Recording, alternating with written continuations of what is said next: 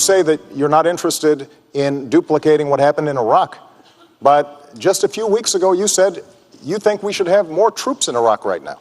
With regards to Iraq, you and I agreed, I believe, that there should have been a status of forces agreement.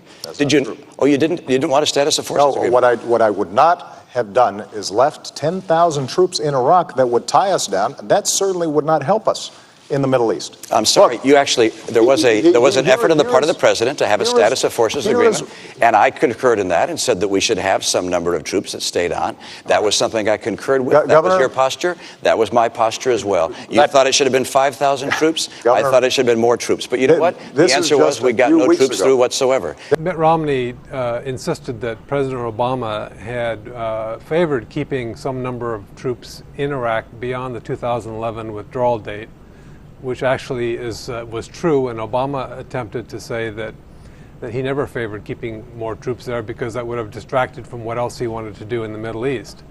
Actually, the administration tried to negotiate a deal with the Iraqis to keep several thousand U.S. troops there, and it fell through because there was a disagreement about legal immunity for the troops. Well, let's step back and talk about what's happening in Syria and how important it is. First of all, 30,000 people being killed by their government is a humanitarian disaster. Secondly, Syria is an opportunity for us because Syria plays an important role in the Middle East, particularly right now. Syria is Iran's only ally in the Arab world. It's their route to the sea. It's the route for them to arm Hezbollah in Lebanon, which threatens, of course, our ally Israel. And so seeing Syria remove Assad is a very high priority for us. Number two, seeing the replacement government being responsible people is critical for us. Neither candidate really gave the full picture of what the U.S. role in the Syria crisis is, actually.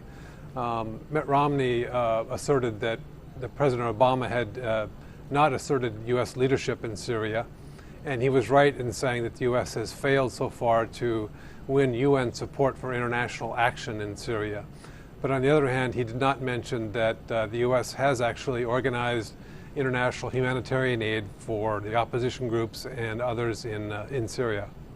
What we've done is organize the international community, saying Assad has to go. We've mobilized sanctions against that government.